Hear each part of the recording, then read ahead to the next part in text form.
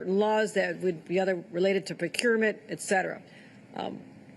So right now, here's the bad news. Temperatures across New York are plummeting. By tomorrow night, we'll be experiencing some of the most dangerous cold we've seen in years. And if you're heading up to the North Country or live in that beautiful part of our state, you better bundle up. You'll be experiencing minus 40 to minus 50 degree wind chills. The rest of the state, real field temperatures will feel like below zero tonight and tomorrow, down to a negative minus 20 all across the I-90 corridor from Buffalo to Albany. Will feel like it's below zero and also down minus 20. And even in downstate, the temperature will feel like minus 10, Hudson Valley, minus 10 in New York City and Long Island. And that is not something that part of our state is accustomed to. So what are you worried about? What am I worried about? Frostbite. Frostbite can set in literally within 5 minutes of exposure, as well as hypothermia. So the symptoms of hypothermia are poor coordination, slurred speech, exhaustion, shivering. Let's first of all try to prevent being in this situation, but if you must be outside and you're with other people, pay attention to those signs because that means they're experiencing a serious health event. So we got the extreme cold. Bundle up. Let's talk about the volume of snow. We're seeing lake effect snow falling off of Lake Ontario and Lake Erie. The Tug Hill area of our state in Watertown will see 1 to 2 feet off of Lake Erie, up to 18 inches in the southern tier. Buffalo, only 4 to 6. I'm not sure they'll even notice, but Buffalo's prepared. But we're tracking another large storm system. It can begin impacting New York as early as Saturday night. Snow is expected all day, Saturday, Sunday into Monday. And also our forecasts have been upgraded or downgraded depending on your perspective. We're expecting more snow than they were talking about even 24 hours ago. So pay attention to these totals. 12 to 18 inches of snow possible across Long Island, New York City, Hudson Valley, Capital Region, Southern Tier, Mohawk Valley, and Central New York. The rest of the state could see upwards of a foot of snow. Now, up to a foot of snow downstate, it could be paralyzing in a dense area like New York City. They have not seen snow totals like this in years. But the good news is one good side of this is I always ask about what are the winds expected to be? Because if you have the combination of snow that is falling, but also high winds or hurricane force winds, as we've seen in many of our blizzards, that creates a condition of extreme whiteouts. That's when you cannot see on the New York State Thruway. That's when people are more at risk of going off the road or into a ditch. So the good news is we don't expect the high volume of winds throughout the state, but there will be surges, squalls of upwards of 25 to 35 miles an hour. So that can happen. Let's talk about how we can protect people. I've authorized all state employees to work remotely on Monday. I encourage other employers to do the same, just to keep people off the roads. And think about this, the fewer people on the roads, the more our great team led by Commissioner Dominguez can be out there salting and clearing the snow and making the roads safer for those, particularly emergency vehicles that must be out there. So let's focus on that. Also, we have a number of special elections across the state of New York on February 3rd due to vacancies that occurred. And so we'll be suspending early voting. Sunday is supposed to be the first day of early voting. We'll be suspending that on Sunday with the possibility of Monday as well in the New York City races. There is also a special election in Buffalo, but I don't believe the weather will be severe enough to affect this early voting on Sunday in Buffalo. Let's focus on New York City. The Board of Elections will be notifying the individuals in those 3 voting districts, in those 3 areas, as to additional hours to make up for the loss of early voting. They'll be adding more hours to the time period before the February 3rd election. I want to make sure we get that information out there as well. So what are we asking New Yorkers to do? Keep an eye on all your forecasts. As I'm telling you today, they are changing. Follow all travel advisories and warnings from your local governments and stock up. We don't want to run on groceries, but you do not want to be that parent who ran out of peanut butter on Sunday night and have to go out into the bitter cold to buy it. I've been that parent. You do not want to do that. So what I'm saying is go to the grocery store, stock up food, water, baby food, pet food. Make sure you do not have any reason to go out into the extreme colds as it unfolds over Sunday and Monday. Anything you need to get your prescriptions filled. Do it right now, this minute. Get all your prescriptions filled as well. Also, fill up your gas tanks. When the weather drops as low as it's going to go, you do not want to be standing out there pumping your gas. That 5 or 6 minutes outside could literally be dangerous for your health. So stay at home as much as possible. Many people face an increased risk of a heart attack or cardiac arrest after shoveling snow. It happened to one of my neighbors in Buffalo. So be careful when you're shoveling snow. I can actually give demonstrations at a later event because I'm very much experienced in shoveling snow. And there's another item.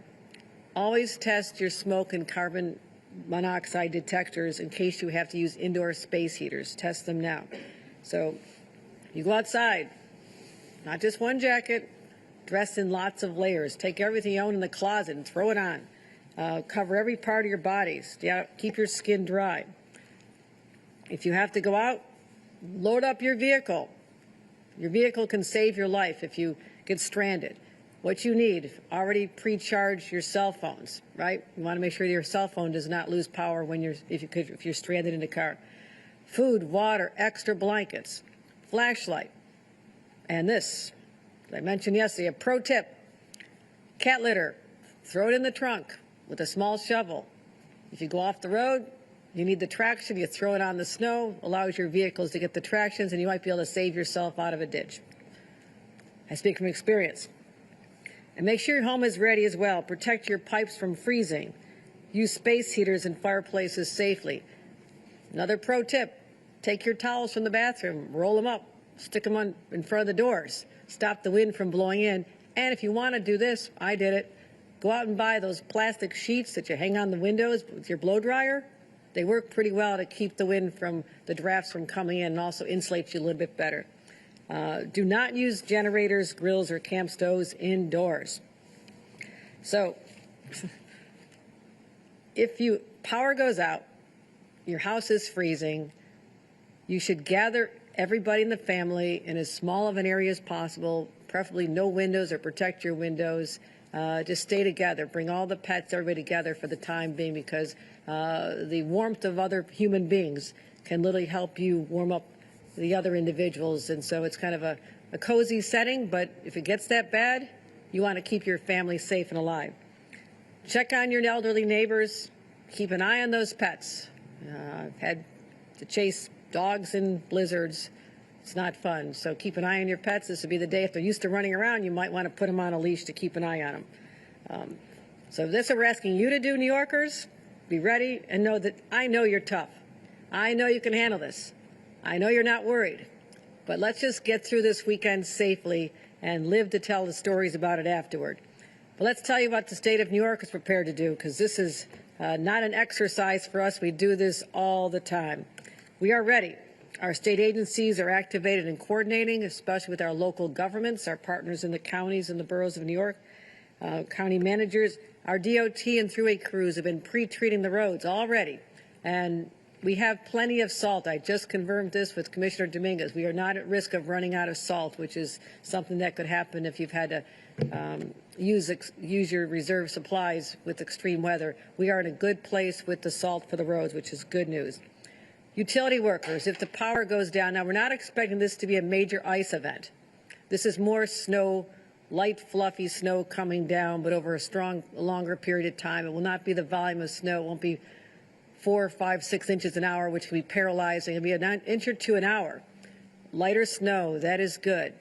Not expecting ice to accompany it, which means that we should be in a good place with respect to the power lines. I always worry about ice accumulating on the power lines. 1 inch of ice can equate to about 700 pounds of weight on the power lines, and many areas they cannot withstand that. So we're not expecting that, but I'm preparing for the worst case scenarios here in New York.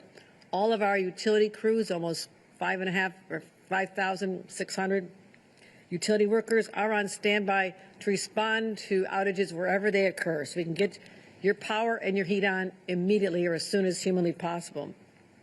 Also, our human services agencies are stepping forward to protect vulnerable New Yorkers, those who are unsheltered.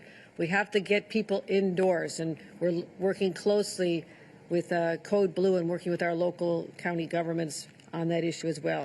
Also, for transportation downstate, I have Jana Lieber right now doing a briefing on our plans to protect the subway system and transportation for New York City, New Yorkers downstate with the mayor very shortly. I just spoke to the mayor minutes ago, the mayor of New York City, let him know that we have a governor who's from Buffalo, and he wants any tips to give me a call, and I give him some of them, and he's ready to go. We're looking to work very closely to coordinating. And again, our state of emergency that is now in effect allows us to literally go into the streets of New York if they call and need our assistance with plowing or whatever they may need. In any city that needs our help. We were just in Buffalo last weekend, I believe, providing this kind of mutual aid, which I think is so important.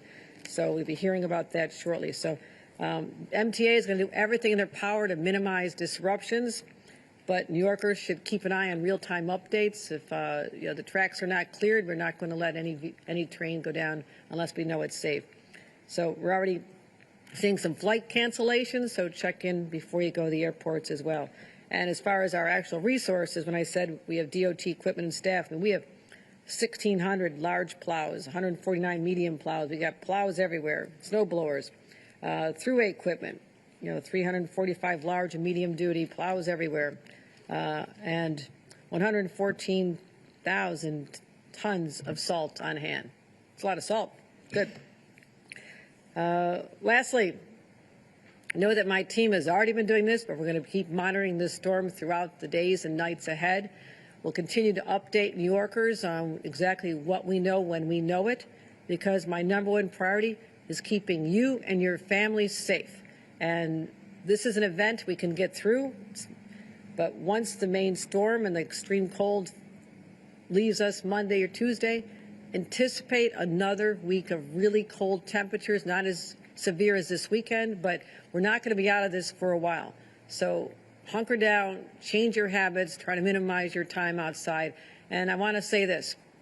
I am so grateful to all the workers who have to be outdoors, whether they're working at the DOT or the Thruway Authority or the first responders who are out there doing everything they can to protect us, the nurses and healthcare personnel who have to keep showing up at their jobs. Let them know we appreciate them. Not everybody has the luxury of camping out, and not that they be watching any football this weekend. I will not be. But those who want to watch football or do whatever they're going to be doing this weekend is a gift. Stay warm, stay safe.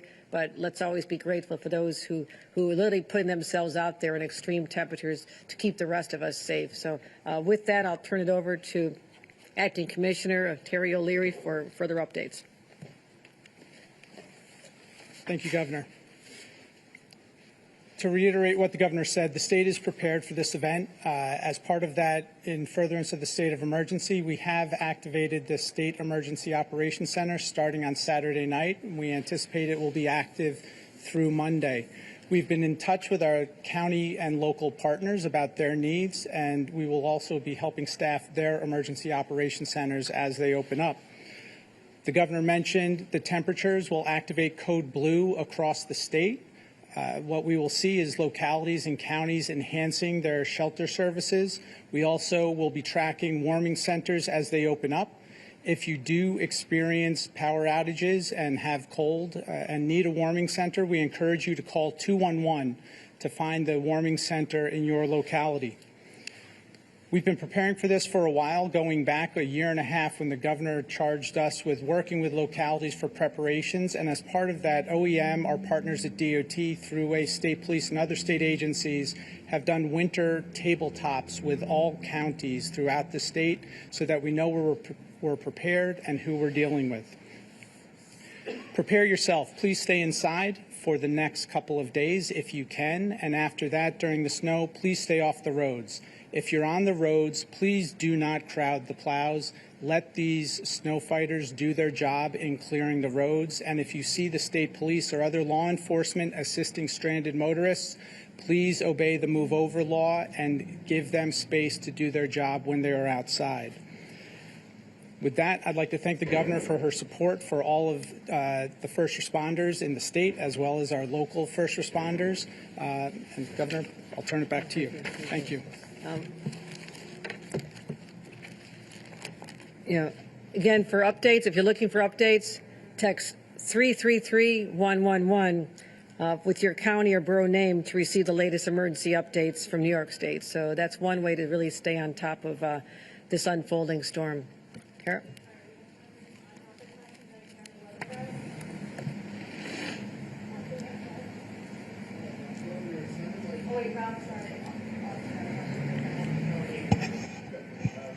Snowstorms like this that we get in the state of New York often Really project, Austin. in snowstorms like this that we often get in New York, the sidewalks don't get cleared because property owners either don't care about shoveling the sidewalks or there's some properties that don't really have anyone taking care of it. So going forward, is that something that you'd like to see legislation on to make sure that people can walk safely when we get extreme weather like this? My understanding is that many localities have requirements that property owners keep the sidewalks clear, and that's a matter for local enforcement. But if I'm okay, so we're happy to remind local enforcement, law enforcement, that this is an important part of keeping people safe, whether it's a private owner. And this is, again, in Buffalo, in my hometown, people always went out and volunteered to do neighbors' homes. I was shoveling my next door neighbors' homes all the time, and they did the same for us. So, but businesses are required to do this under local ordinances. Yes, Governor, you mentioned that Buffalo not going to get that bad. It should be all of Western New York is basically going to be the same. There's some counties out there. Or No, the snowfall will vary, as you know, from the southern tier part of it down to Chautauqua Ridge. I think possibly 18 inches there.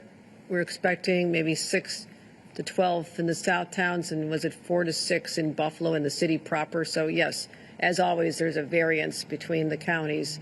But again, focusing our concerns on where the population areas are. Buffalo, unlike what they've already had to endure a lot of this year, is pretty extreme weather when the rest of the state was not affected. Buffalo will not be getting the brunt of this, 4 to 6 inches in the city, but upwards of 18 inches in the Chautauqua Ridge.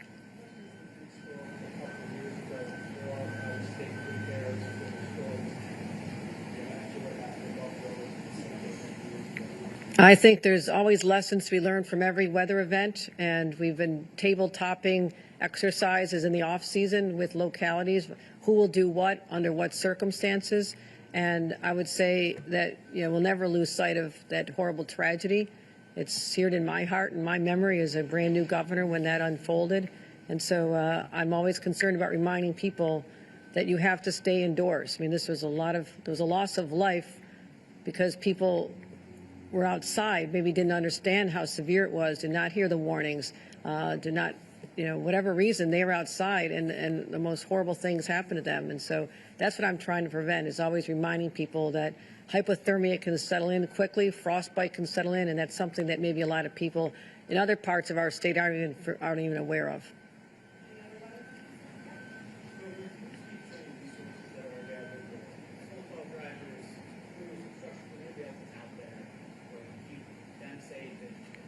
You want to address that, Trisha? I'll let Commissioner Dominguez answer that. So we have a really robust approach to plowing snow, right? You're here in one of our residencies. Not only do we have crews that are out that are well trained, they also know what to do in an emergency situation. So we try to make sure, one, that they've got all the materials, the resources, the communication capability. If they get stranded for whatever reason, which very rarely happens, that we've got eyes, tow equipment, whatever to get to them immediately. But the bottom line is they're very well equipped. They've got all of their necessary hard hats, snow gear. It takes everything to make sure that it all happens. And then we try to make sure that even though we're working 24/7, that they get proper rest and are cared for, to make sure that they're making our roads as safe as possible for everybody to get out there. So we want to take care of them as well. Great. Thank you, everybody. Thank you. Thank you.